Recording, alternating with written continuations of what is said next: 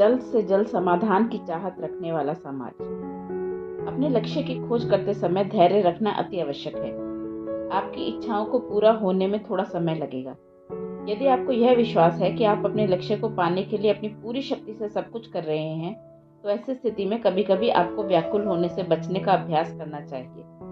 आपका वर्तमान जैसा है उसे वैसा ही स्वीकार करें और देरी, असफलता एवं चुनौतियों का सामना करने के लिए आशावादी बने रहें। आपके पास समय ही सबसे अनमोल वस्तु है। एक बार समय बीतने के बाद यह हमेशा के लिए चला जाता है। इसीलिए वे व्यवसाय जो अपने उपभोक्ताओं का समय बचाते हैं अक्सर फलने फूलने लगते हैं। हालांकि ये कंपनियां हमारे जीवन में बदलाव लाती हैं, लेकिन यह भी सत्य है कि इन्होंने जल्द से जल्द समाधान पाने की चाह रखने वाले समाज के निर्माण में भी अच्छा खासा योगदान दिया है। जल्द से जल्द समाधान चाहने वाले समाज में तत्क्षण उपायों की मांग की जाती है। हम सीधे तौर पर जल्दी पूरे होने वाली चीजों की आशा करते हैं। हम इच्छाजनक परिणाम को पाने के लिए कम प्रयास और कम समय का इस्तेमाल करना चाहते हैं। ऑनलाइन कपड़ों का फुटकर विक्रेता अगले ही दिन कपड़े पहुंचा देगा। सेवाएं जैसे कि अमेज़न प्राइम हमारे लिए सभी तरह के सामान एक ही दिन में उपलब्ध करवा देते हैं। यदि आप एक फिल्म या एक टेलीविजन का शो देखना चाहते हैं, तो आप बस नेटफ्लिक्स पर जाकर वहां से अपने मनचाहे शो को प्राप्त कर सकते हैं। यदि आप किसी के साथ डेट पर जाने के इच्छुक हैं, तो आपको केवल डेटिंग ऐप पर जाकर स्वाइप करने की आवश्यकता है। साधारण भोजन के बदले उसे फ्रोजन को खाने का इस्तेमाल किया जा सकता है, जिसे बस कुछ समय ओवन में गर्म करने की जरूरत होती है। लंबे समय तक धैर्य रखने की आवश्यकता नहीं है। हम जो चाहते हैं वह बिना किसी देरी के कुछ ही समय में पा सकते हैं। मैं ये नहीं कह रहा कि इन चीजों का इस्तेमाल करना आज या कल गलत था या होगा, लेकिन हम इस बात से इनकार नहीं कर सकते कि इनसे धैर्य का त्याग करने वाले समाज का निर्माण हुआ है। हम इंतजार नहीं करना चाहते, और यदि हमें इंतजार करना पड़े तो हो सकता है कि हमारा अपने इरादों पर जो विश्वास है वह खोने लगे। अब हम यह मानकर चलते हैं कि हमें चीजें कम से कम प्रयासों में और जल्द से जल्द प्राप्त होनी चाहिए। मुझे गलत ना समझें। यदि आप प्रकाश के हम तक पहुंचने की गति के समान गति से कुछ बड़ा प्राप्त कर सकते हैं, तो यह बहुत ही शानदार है। बस इस सत्य से अनजान न रहें कि जीवन की बहुत सी चीजों के लिए धैर्य रखना और प्रयास करना बहुत आवश्यक है।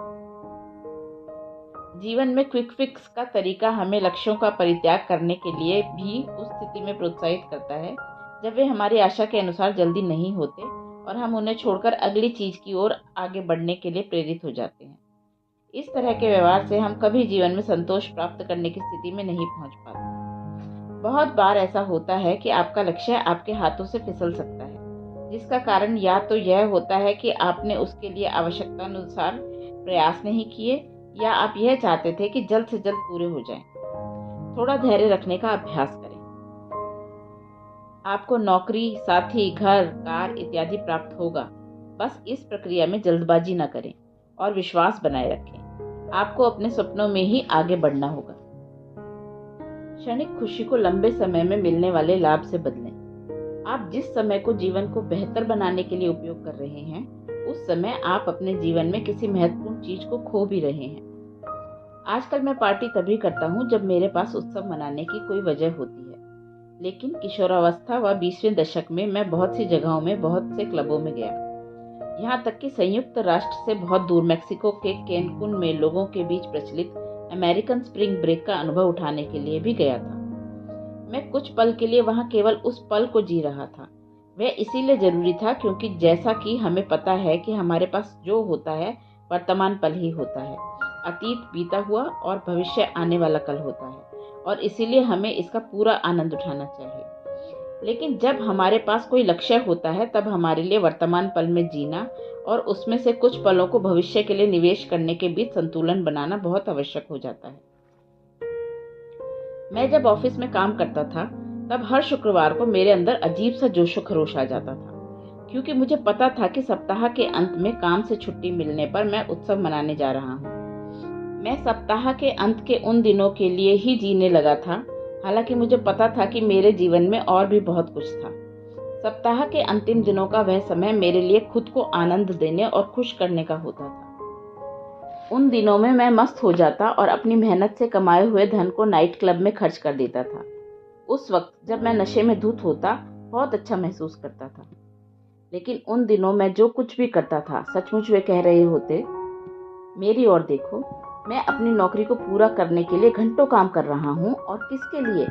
उन लोगों के लिए जिनको मैं पसंद नहीं करता, उन लोगों के लिए जो मुझे सम्मान नहीं देते हैं। इसीलिए मैं अपने हफ्ते के अंत का समय अपनी आज़ादी का उत्सव मनाकर और अपनी मेहनत से कमाए हुए धन को उस पदार्थ पर खर्च करने के लिए आता हूँ जो एक प्राणघाती, फैंसी व महंगी बोतलों में आता है। इस तरह मैं जीवन में कुछ पलों के लिए बेहतर महसूस करता हूँ, काम के हफ्तों के दौरान उन लोगों के बीच हकीकत से दूर होकर जो शायद मेरी जैसी ही स्थिति में है। वास्तव में मैं उस समय से हमेशा हैरान परेशान रहता था। जब से मेरे सामने मेरे जीवन का वास्तविक लक्ष्य अपना व्यवसाय शुरू करने का, कुछ ऐसा करने का जो मुझे बहुत पसंद था, दिखाई देने लगा था, मैं आशा रखता था कि कभी तो मैं उसे वास्तविक अवसरों में बदलता हुआ देखूंगा।